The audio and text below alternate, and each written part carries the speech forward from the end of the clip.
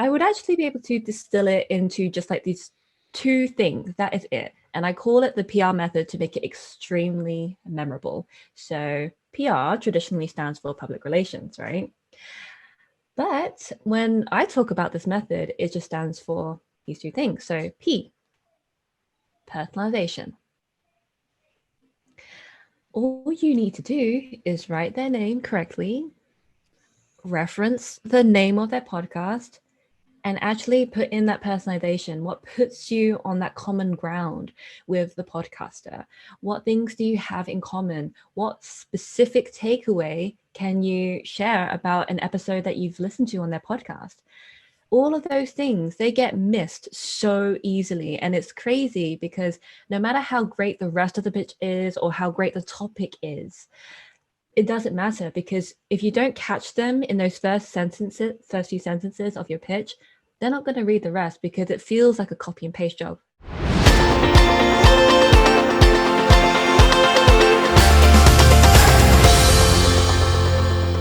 Maikee Tsang is a podcast guesting strategist and the sustainable visibility mentor who helps purpose-driven coaches and copywriters to expand their reach, grow their business on their terms, and make a deeper impact by guesting on aligned podcasts. How meta. Here you are guesting on my podcast. Maikee, it's good to see you. It's been way too long. It's good to see you. Yeah, good to see you too. It's been about 10 months since we met IRL, so it's awesome to see you, Mike. Yes. Okay, so podcast guesting. I've been following your work ever since we got to meet at the conference, right? We met in San Diego, which seems like a lifetime ago, and everyone says that because events have been so far in the past. How'd you get into this stuff, like teaching people how to guest on podcasts? It's a really cool thing. I love the idea. Yeah. It was by absolute accident. So first of all, so basically, our mutual friend, Kira Hug, I was in her mastermind along with Rob Marsh. And there was a time in my business when I really ran out of leads because I was just really complacent. I was solely relying on referrals.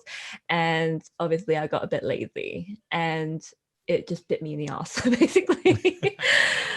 And then when I asked them for help, I was like, Kira, Rob, what do I do? They said, you should guest on podcasts.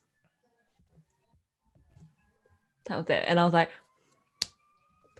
but how? How do I do that? And then I thought, okay, Maikee, if you don't know how to do something, just figure it out, because I have been trained that way from my previous mentors. So I thought, okay, if I don't know how, I'm just going to figure it out. So podcasts, I need to have something to talk about. I need people to pitch to. I need to find a way to put it in a list so it's all streamlined, so it's not a hot mess. So I just pretty much went down the rabbit hole of Apple Podcasts and trying to find ones that were aligned with me. And I thought, okay, what can I contribute to the conversation? Because back then I didn't pitch podcasts about pitching podcasts. Back then, I was actually a launch strategist and copywriter. So that was my main topic. It's all about branding and really being able to kind of like stand out in your launch and that sort of thing.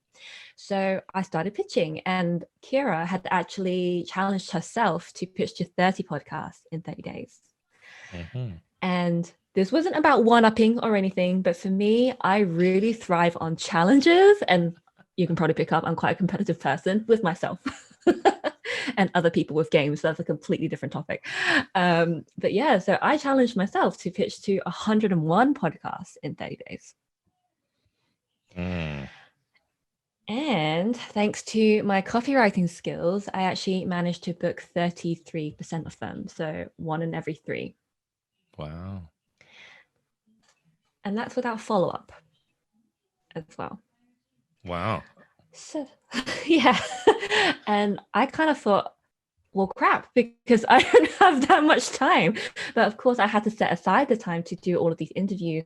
And I really learned what it was that podcasters were looking for. And I started to see my own positioning really started to rise at this point, because suddenly, especially a lot of my peers in the copywriting space, they're like, Maikee, how did you do it? And then I just like started telling them one-on-one. And then I started to notice that it was quite the pattern. I kept getting asked by my mastermind peers, other people in this copywriting space and fellow coaches and everything like that. So I actually decided to launch a program where I could take them through the process within 6 weeks. So I thought, great, this seems good. And then what was interesting, Mike, was that it was during this launch where I started to get one-on-one referrals. I had a mastermind peer, her name, I shout out Nicole. She said, hey, I have a client who's interested in guesting on podcast. Do you do one-on-one work? And I was like, in my head, I was like, well, no, but I want to try. So I decided to take on the work because, there's always going to be a first time that we do something, right? And to me, what really helps me through it, helps me get through that imposter complex is like, look, if I don't know how to do it, I'm going to figure it out and I'm going to do it extremely well. And so that's what I did. And then suddenly the demand started rolling. It was like a snowball rolling down this hill. Mm-hmm. So that one-on-one challenge in the summer of 2019, I can't say it's last year anymore because we're in 2021 at the time of this recording. But that was when it really started to snowball. And then it just got bigger and bigger and bigger. And what was different, I would say, about me, Mike, is that I didn't have 10 years of experience in PR. I didn't have the connections with these podcasters. And that seems to be like one of the main ways that many PR agencies, they manage to book their clients, which is great. But I really wanted to show what's possible if you don't have the connections, if you don't already have this authority you feel like you need in place in order to feel good enough to be a guest expert. And I just wanted to show my fellow peers that this was possible. And I showcase the entire journey, and I do it every single month now for my own business. So I'm always trying to walk my talk, and that's how I became an accidental podcast guesting expert. That's awesome. My suspicion is that copywriting has a lot to do with it. Yeah.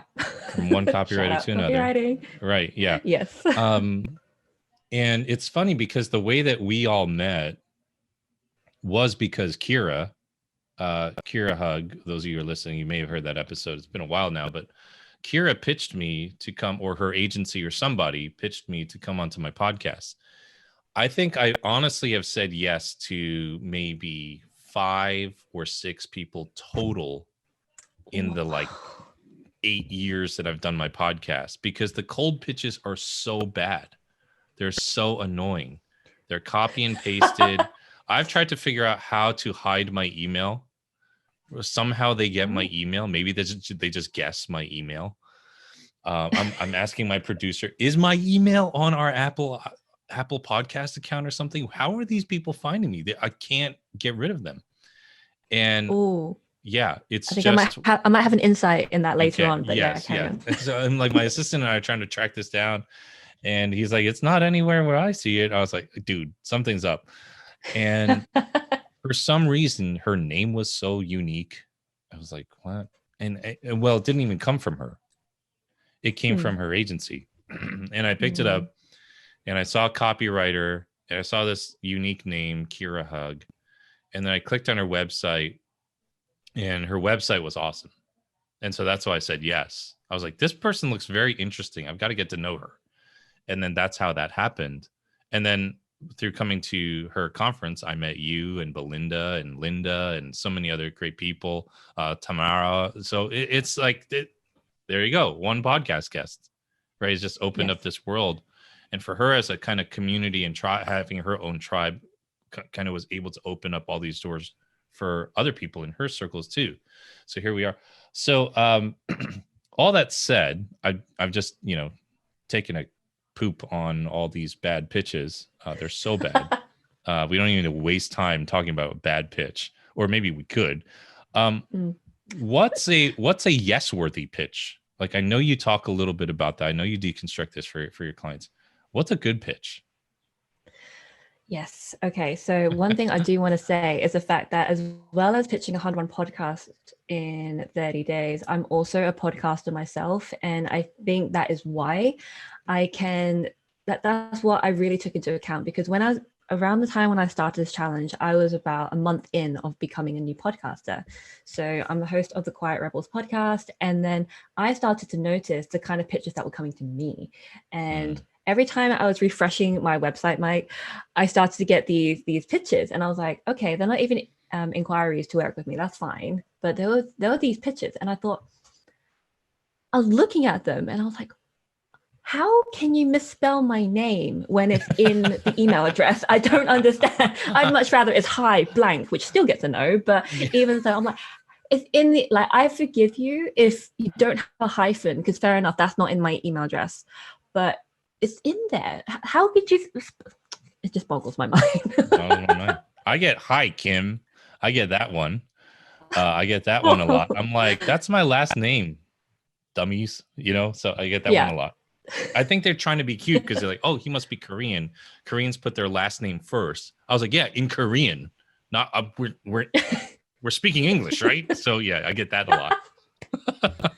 Oh yeah, it's true. The same with Chinese. Like my name technically, I don't know how Tsang actually translates to Jun, but it's Jun Mai-kee. Like that's how you say it in Chinese. But no, when we speak English, it's Mai-kee Tsang. Yeah. But yeah, so that actually, exactly.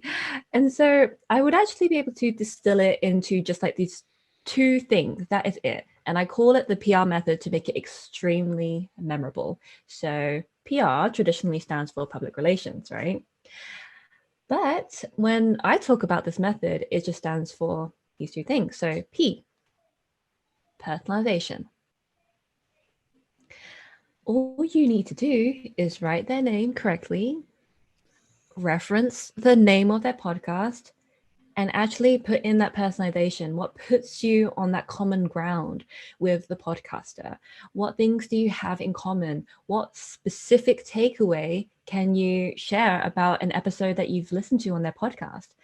All of those things, they get missed so easily. And it's crazy because no matter how great the rest of the pitch is or how great the topic is, it doesn't matter, because if you don't catch them in those first few sentences of your pitch, they're not going to read the rest because it feels like a copy and paste job, which it probably is. Yes. Right? Yes. So personalization is the initial hook. So if we're thinking in copywriting terms, this is like the headline, right? Actually, no, the subject line is still something as well. Even in the subject line, I keep it nice and simple. I say podcast guest request for insert podcast name.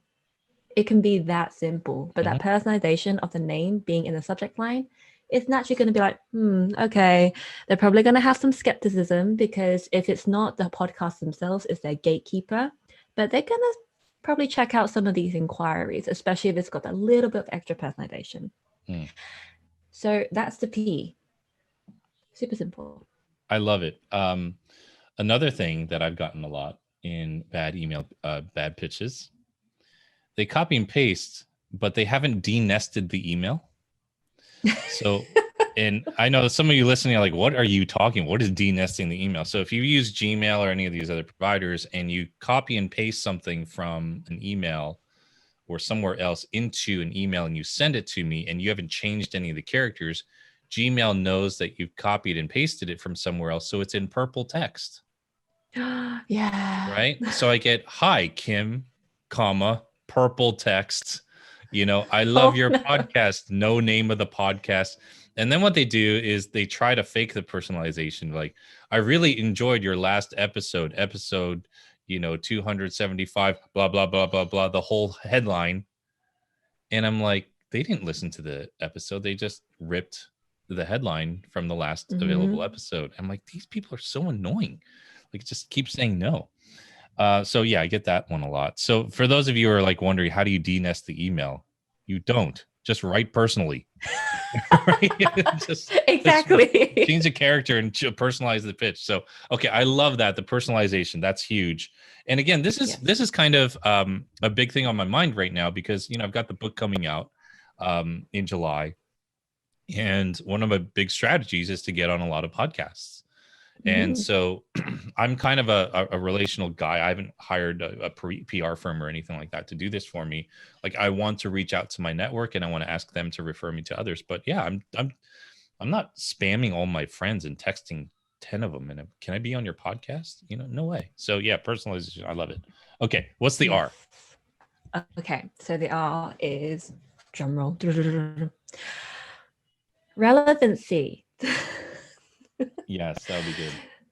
Yes. So the personalization is the initial hook, and the relevancy is the retention piece. So great, you made it personal, but now what? What's going to really help us see this through? So you want to ensure that your topic is actually relevant to the podcaster, because I can't even begin to tell you how many pictures I've received from people who are clearly not in the same industry or not even in an adjacent industry. It's completely irrelevant, and they're trying to get on my podcast anyway. And that tells the host who you're pitching that, like, oh, I just want to get on any podcast, whoever will take me, pretty much. And you don't want to be like that. You want to ensure that the topics that you're speaking about are hyper relevant to them, especially during that time.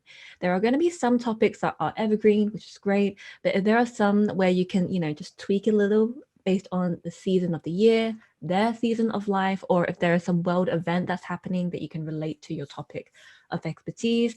That is going to be absolutely key. So being able to find that bridge between where they are, where you are, and the bridge is the connection, via your topic of expertise. And without that, again, it doesn't matter how great you are in your area of expertise. If it's not relevant to them, it's going to be a no. Mm-hmm. Mm-hmm. How many topics do you present maybe when you are pitching somebody? Is it because Right. you don't want to overwhelm them, but Yeah. if you do the research on this podcast, you might be able to say, hey, I've been looking at some of your episodes. I love kind of what you're covering right now. Here are 2 or 3 ideas rather than 10, because some people send me 10. I'm like, yo, it's Monday. I can't read this email decision right overload. now. Yeah, decision overload, right? So generally, like, do you narrow it down for them? Yes, I do. So I actually pick the topic for them. So I pick the core topic, and then because for my clients, I say your core topic is like the tree trunk, and your subtopics are like the branches.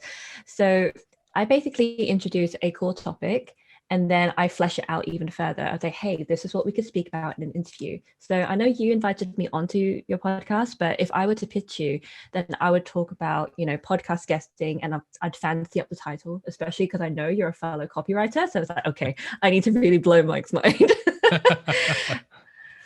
And then I would flesh out the interview points, like, hey, we could talk about the 7 elements of a yes-worthy pitch. We can talk about, the biggest mistake that people make. I could talk about my one-on-one podcast guesting challenge and, all that kind of stuff.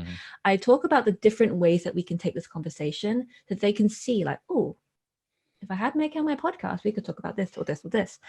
And the beauty of picking one topic, because you may be thinking like, oh, but am I reducing my chances because I've done this?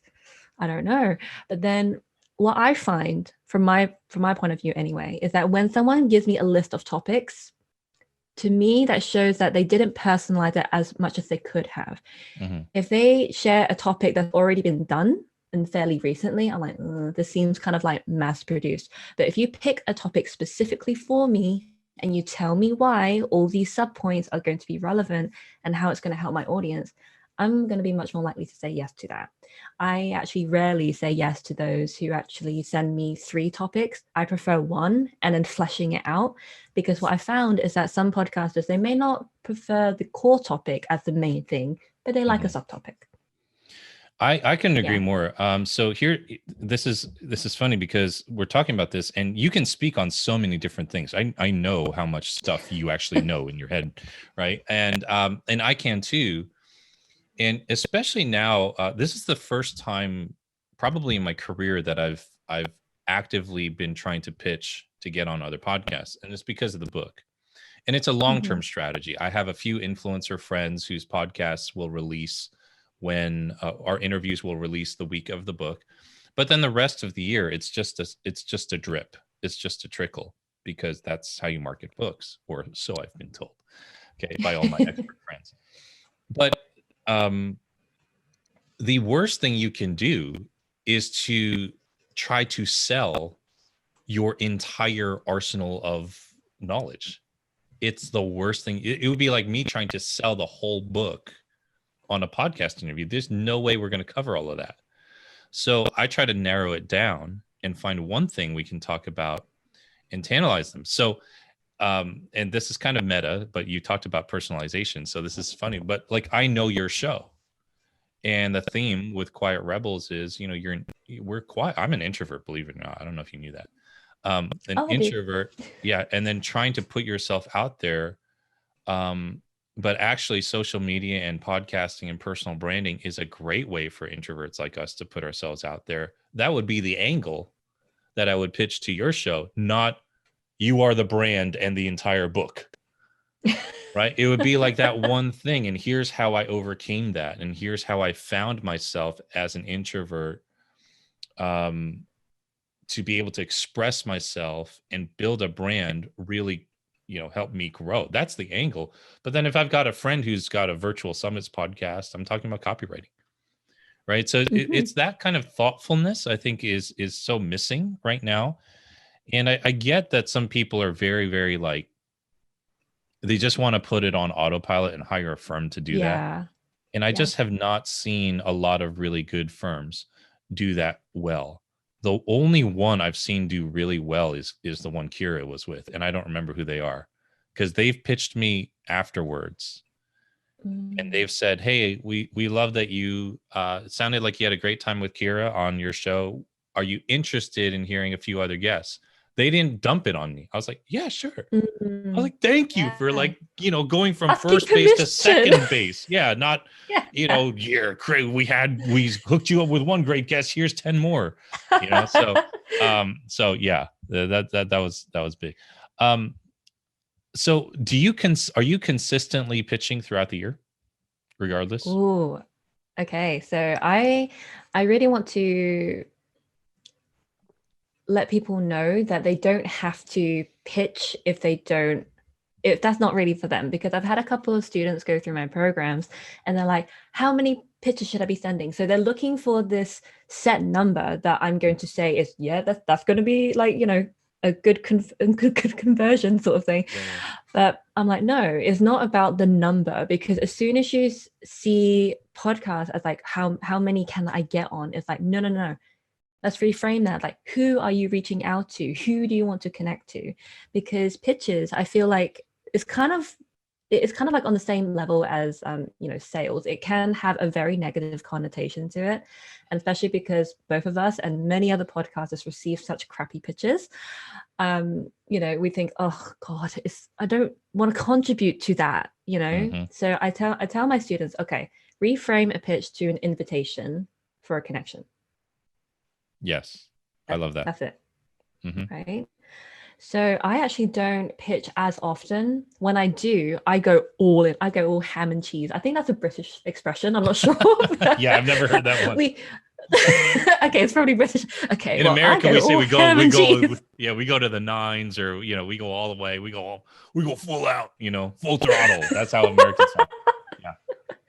Well, apparently I tend to use food references, but yeah, I go all ham and cheese on this, meaning that I listen to the podcast and I actually record video pitches now. I don't actually do many written pitches anymore, because the thing is with me, Mike, is that I have done a lot of written pitches and I know that my method works. And but I just thought, okay, I'd actually prefer a more warmer connection with the host first, because granted, that was pretty much a cold pitch challenge. I knew about 5% of the podcasters personally in that challenge, but the other 95%, I had no prior connection.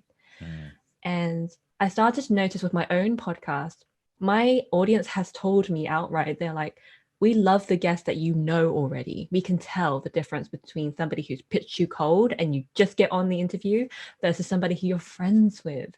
Yes. And I was like, oh, I want that. I want to recreate that feeling for other podcasts as well, which is why I was so thrilled when you asked me to come onto your podcast, because we've conversed like to and fro since the TCC IRL event.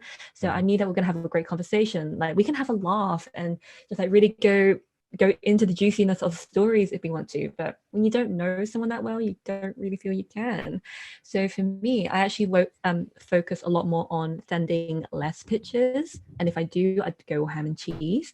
And on the other side, I actually build relationships with the podcasters. And it's not just because I want to be on their podcast. That's just a happy bonus. But I really want to get to know them. I want to get invested into their brand. I want to really share what they're doing, because every podcast you're on is a reflection of your own values. And this is a brand new podcast, so of course you know all about this, right? Like how anybody you're associated with is a reflection of you and what you believe in. So that's why it's important to practice discernment. So you don't just get on as many or every podcast that you can get your hands on. Yes, Mic I drop. love that. Yes, yeah, the mic drop, right? To the nines, full throttle, go full ham and cheese. No, yeah, I. It's interesting with pitching now. You have your own podcast. Do you ever? Do you ever? Okay, so another thing that's been really popular that I've seen is this whole idea of a podcast swap. I'll be on yours. Why don't you come on mine? What are your thoughts on that? So I had a visceral reaction in my body. So I was like, so I'm all for that. If I really, really, really think that that guest is going to be the right fit.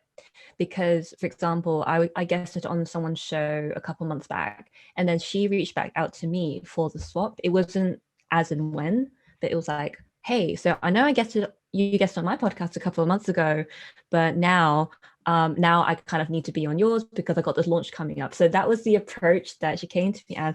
And I felt compelled to say yes because of the law of reciprocity, right? Yeah. But I had to be extremely honest. I didn't feel good about this exchange. So I was really honest with her. I was like, hey, thank you so much for having me on your podcast a couple months ago. It was, I really loved the interview. I have to be completely honest that right now, the topics that you proposed, they aren't in alignment with where my podcast is going. And I really want to ensure that your launch is successful when you're actually partnering with people who are on the same wavelength as you right now. So I'm very honest about that. It's not because I don't want her on my show or anything like that. I just have to be honest, but I have to frame it in a way that it is for her benefit as well. Because I don't want her to be on my podcast only for me to kind of hold back. Because for me, if something feels off, my audience feels it because they can just tell from the way that I'm talking. They would know that I'm holding back. They would know that I'm just doing it out of obligation. And I'm teaching my audience, don't do things by white knuckling through it. You need to, as much as possible, to do things in alignment with you. And that includes the people you choose to partner with. So I don't do swaps out of obligation. If they're the genuine fit, and I'm like, so for example, for you, when you're talking about your book, I'm like, yeah, Mike, come on. You don't have to worry about that podcast between us. You're part of you like, oh, thank God. Asking this. But yeah, honestly, when it comes to podcast swaps, I am for it if it feels like a good fit, but I will not do them out of obligation though. No, I love that. I think there have been times where I've allowed folks to come onto the podcast but they've been friends and they've said, hey, I've got a book coming out. Can you squeeze me in? I'm like, yeah, sure. I mean, my topic is personal brand businesses. That's very broad. So I can find a way to almost make it work. I mean, there's been a few episodes or interviews I've done that have been a stretch, that have, I've had to be like, this is why I'm doing this interview, because this is more of a personal kind of topic, not, a business related topic. But I think for the most part, the audience tends to trust me. My audience tends to trust me. I can see the numbers, they don't dip that much when it's a completely off topic show. And I don't try to do it often. Okay. So you don't do the podcast swap out of obligation. I love that. After you're on a show, you get on a show, a lot of people just kind of, they kind of post and ghost, if you will, right? They do the interview and then say, bye, thanks. How do you leave a lasting impression after the interview is done? Do you have a system for like promoting that interview? What do you do, if anything, there on the back end of that? Yeah, I think for me, when it comes to the impression, it starts way before the interview, which is what I really teach my students and my clients, because that's what makes it a relationship-based approach. The fact that you don't treat them like used tissues, like throw away. Do you know what I mean? And so that's why we build the relationship beforehand. And then we have an amazing interview. You like, even before we start recording, you'll see on Instagram, you'll have a tag, the fact that like, hey, speaking about podcast guesting with Mike today, that sort of thing. And then, when it goes live, posting it there. But for me, this is why I don't want to guest on a ton of interviews every single month, because if I do, then that means that I won't be able to physically be able to promote them all. Mm-hmm. Yeah. So for me, I need to figure out how to integrate them into my content marketing without it becoming too shouty about me, about not too self-promotional. So it needs to be weaved, like say like once every 1 or 2 weeks. That's fine. But if it's every week, I'll be like, okay. So that's why I need to be very mindful about how many I actually take on, because I am conscious of the fact that as a podcaster myself, I have had those guests where they just come and go, and they just want to be on the next one, next one. But the ones that stand out are the ones who re-promote it over and over again without me having to ask them. Yeah. They're the ones who stay in touch, that they still care after they've been on my show, and they want to learn more about what I'm doing, and then I want to learn more about what they're doing, and then there's actually potential for future collaborations. And I think this is the thing, Mike, because so many people just focus on the pitch, do the interview, done.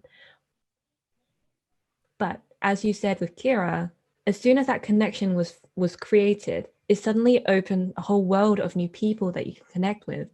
And that is the power of podcast interviews, is that it's basically putting you at the very forefront of a new world, in a sense. And there's so many different opportunities that can come your way. The amount of people who invited me into their memberships, their masterminds, courses, programs to teach their students, or we partner on a summit, or we do an affiliate launch. There's so many things that happen because that trust is established. And that trust is not something that should just be thrown away, because it's really, really valuable, especially for us as personal brands, right? We need to take care of the people who come into our sphere. And that also means that we take care of the people whose spheres that we go into. I love that. Do you feel, and this is kind of like a zoom out question, if you will. Okay. You've been niched in this as a podcast guesting expert. Do you feel at all a little restrained that you're just focusing on this, or is it kind of both? Is it kind of like liberating and very, very like full energy, or is it a little bit of both? How is that for you? Oh, no one's ever asked me this, Mike, so I'm really glad that you did.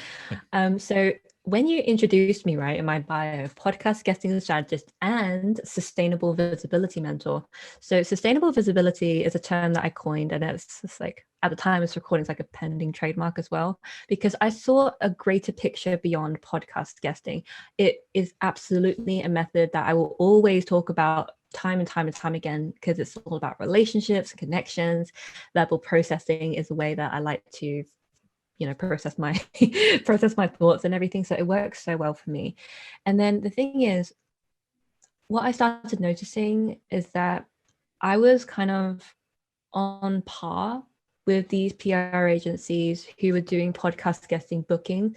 And I just felt like I don't want to be a part of that anymore, because the leads that started coming to me, some of them, not all of them, they started showing this disinterest in wanting to connect with the host. Like, they're just like, just get me on as many as possible. I will determine how great you are based on how many you get me booked on. And I get it. Of course, you need a way to measure like how effective a strategy is. But I just realized, the more clients I take on who have this attitude, the more I'm perpetuating a industry service that I don't believe in anymore. And that's specifically why I teach people to do it. I'm actually in the process of learning how to create a certification, because I want to certify VAs and train internal team members to be able to do it, so it's much more sustainable from a financial aspect. It's a lot more closer to home. It's not so well apart. So to answer your question, like, do I feel restricted about podcast guesting? I would have if I stayed there. But when I thought about the grand picture, about visibility, people talking about put yourself out there. I really wanted to expand on that even further. And that is what my movement is about. It's about taking into account your personal capacity, the way that you process information, your personality type, and actually getting even deeper in regards to like doing the inner work. Maybe there might be some trauma that needs to be healed, and I partner with experts who do the trauma part because I'm not qualified yet in that area, but I really want to talk about that, and then talking about the offers that you feel aligned with sharing, because all of these podcast interviews, they're often the starting point to someone eventually coming into your funnel and buying something from you. But Right. is the thing they're buying something that reflects what you want to create in the world and put out there in the business space? And then they think about the visibility style that actually suits them, that they really want to run with. Podcast guesting is one of them. That's not all of it, but it's the one that I'm extremely well versed in. And I'm proud of that. I love that. I love that. I love that you talked a little bit about just where are you leading a listener down? If you go on someone's podcast and someone, really resonates with you, where are you leading them down? You want to lead them to an offer that is in alignment with who you are. And I think there's so much noise out there in this space. There's an infinite amount of ways to make money as a personal brand. I mean, there really are. Yeah. Right? But personally, I've never really, really believed in courses, by and large, for certain types of topics, because the stuff I was teaching was like how to find yourself. Like, you can't read a book and do that. Like, you need people to bounce it off of. So I always kind of Yes. I always created kind of hybrid offers with courses, like course material, and with coaching and with a community around it. And Yeah. at first I used to think maybe I'm doing something wrong, because I saw all these other course creators put out a course for $2,000 and not talk to their audience, you know? Yes. And I'm like, Oh I my don't really God. get that. I don't really like that. That's not Mm, how I grew in my business. I needed people around me. And so I yeah. sort of Frankensteined it. I found community, I found people, I joined a mastermind, and so on and so forth. So when I go on these podcasts, I'm able to know that if they come into this funnel, that um, they download something that off my website that maybe put them on an email list or whatnot, of mine, they get led to a place where there is a community waiting for them. Yeah. And I do it a little differently because I can't manage a public Facebook group. It's just too much for me, you know. With what Mm, Rob and Kira do, or my friend Dan Amal stuff does, they run free public Facebook groups. I mean, you have to ask to join, but it's basically open to the public. I just do Facebook groups for people who have bought something from me. And mm, I call it the private client Facebook group, right? And that's where my community is. So we have several hundred people in there, which shows me, wow, a lot of people have bought stuff from me. Let me support them. yeah. And whenever I do another launch of anything, they're the first to hear, and they get a special rate Mm, because they've already yeah. been members of something. And I just feel like it's taken years for me to figure that out, that I like that now, right? Of that, okay, this resonates. Mm, And it actually empowers me to go on these other podcasts and be strong about what I have to offer, and be strong about what I can, offer to their audience. So I love that. Thanks for sharing that. That's awesome. you're So welcome. And thank you yeah, for sharing that too. That's something I'm going to think about too. yeah. So you've got this guide. All of you listening or watching, I want to encourage you very strongly to download this guide. Maikee, you call it the Be Our Podcast Guest. It's 25 expert podcasters sharing their out of the box advice to help you get Mhm. booked on more podcasts, learning how to set themselves apart. Right. We've talked a little bit about that. The mindset shift you have to make, because it's all up here, right? I mean, sending an email is sending an email. We send hundreds of emails a week, but it's that emotion, right? And getting Yes. past the gatekeeper. Is there anything else you want to just kind of elaborate on that for people about with that guide? Yeah. So what was really cool about that guide is that I came up with the idea literally at the conference that we were at. Mm. And I remember it was like the VIP morning or something. It was like the day after the conference. And then like I saw you, I was like, And I was like, Mike, I want to run this idea by you. What do you think? And then I think you were like writing emails. I'm so sorry if I interrupted at the time. I You probably don't literally do remember. not remember. Yeah. But yeah, I was like, this would be very interesting. Of course, I was going to ask Rob and Kira, but then because we got along, I think on the Friday night, I think, what was it, an old fashioned you introduced me to for the first time in my I life? introduced you to. I can't believe you, being a Brit, have never had an old fashioned. So there you go. Yeah. Yeah. Yeah. We had quite the night, didn't we? And then I think you saw like, this girl is quite the lightweight. Yeah. It's all right. There's a lot of alcohol in that. All right, awesome. But yeah, so that morning I thought, okay, I really want to bridge this communication gap that seems to be between podcasters and guests, well-meaning guests who actually want to connect with them. So that's why I wanted to ask 25 podcasters, and you're one of these awesome podcasters, to actually share, hey, what is it that you actually look for? What's an way that they can stand out? What is the out of the box advice you would give? So I had so much fun pulling this together. People are like in the same, if not adjacent industries, actually sharing that out of a box piece of advice, and they were all the same but also different, which I find so fascinating. And these are like 25 personal roadmaps to guest on each of these podcasts if you follow the advice and actually do the work to be on there. And I'm so proud to be, sharing this with the online space. So please do grab it. It is for $0.